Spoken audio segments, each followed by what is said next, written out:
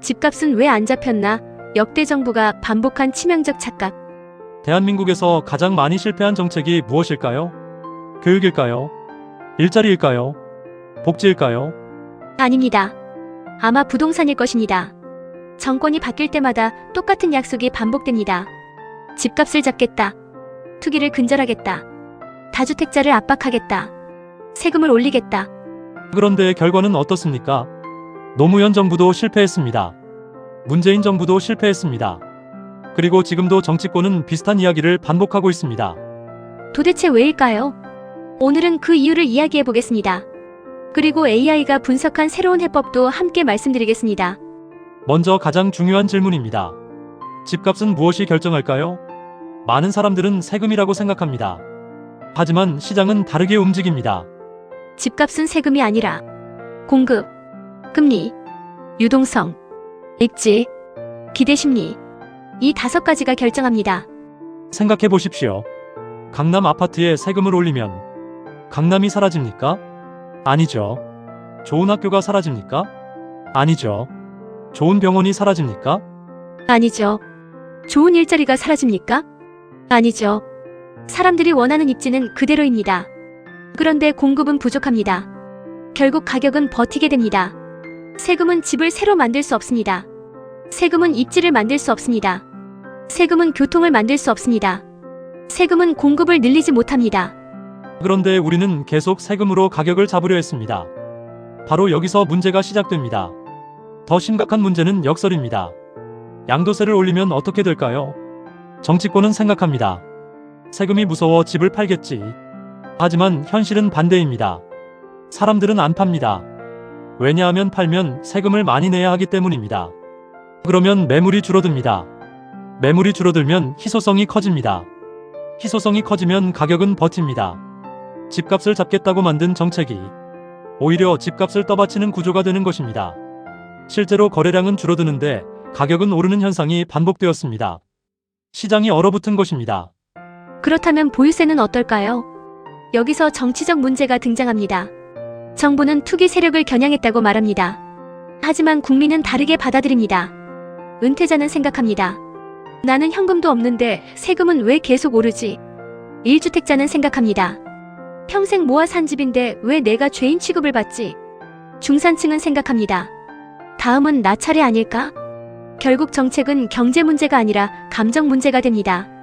국민은 집을 투자 상품으로만 보지 않습니다. 집은 노후입니다. 집은 가족입니다. 집은 삶의 안전판입니다. 그래서 정책이 징벌처럼 보이는 순간 시장은 저항하고 정치는 흔들립니다. 법리적으로도 마찬가지입니다. 헌법은 재산권을 보장합니다. 국가는 조세를 통해 시장을 조정할 수 있습니다. 그러나 가격을 직접 통제할 수는 없습니다. 세금은 보조수단입니다. 운전대가 아닙니다. 그런데 세금이 시장을 통제하려는 순간 정책은 신뢰를 잃기 시작합니다. 부동산은 10년, 20년을 보고 움직이는 자산입니다. 하지만 정책은 1년마다 바뀝니다. 세율이 바뀌고 대출 규제가 바뀌고 청약 규칙이 바뀌고 재건축 기준이 바뀝니다. 그러면 시장은 정부를 믿지 않습니다. 오히려 다음 정권이 완화할 것이라고 기대합니다. 결국 정책은 힘을 잃습니다. 그렇다면 진짜 문제는 무엇일까요? AI는 흥미로운 답을 내놓습니다. 대한민국 집값 문제는 사실 집 문제가 아닙니다. 국가 구조 문제입니다.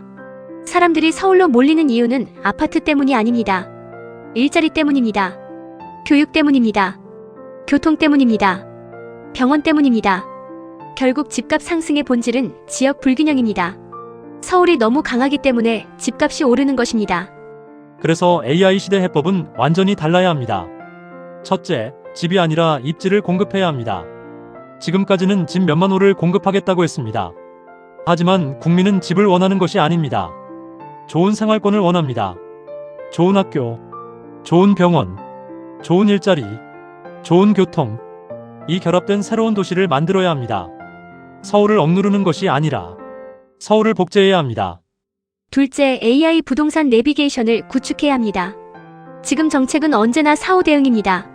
집값이 오른 후 대책 발표, 전세난 발생 후 대책 발표. 그러나 AI는 다릅니다. 인구 이동, 대출 증가, 청약 경쟁률, 교통망 변화, 기업 이전, 상권 이동. 이 데이터를 분석하면 3년 뒤, 5년 뒤 과열 지역을 미리 예측할 수 있습니다. 부동산도 내비게이션 시대가 와야 합니다. 셋째, 거래를 막는 세금은 낮추고 놀리는 자산에는 비용을 높여야 합니다. 빈집, 유유부지, 장기 공실, 방치 토지, 이런 자산은 사회 전체의 손실입니다. 소유 자체를 처벌하는 것이 아니라 비효율을 줄이는 방향으로 가야 합니다.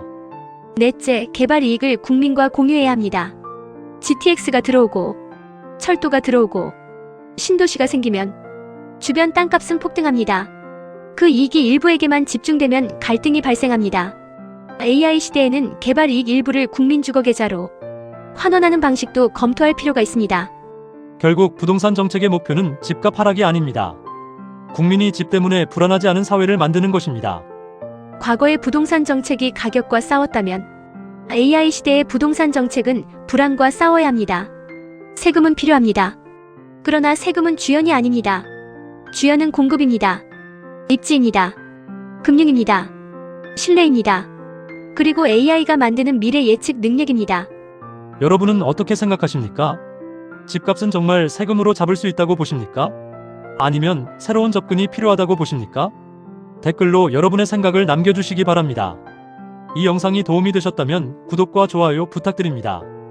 AI가 보는 대한민국의 미래, 그리고 정책의 숨은 진실을 계속 분석해드리겠습니다. AI Policy Designer. 박정일이었습니다.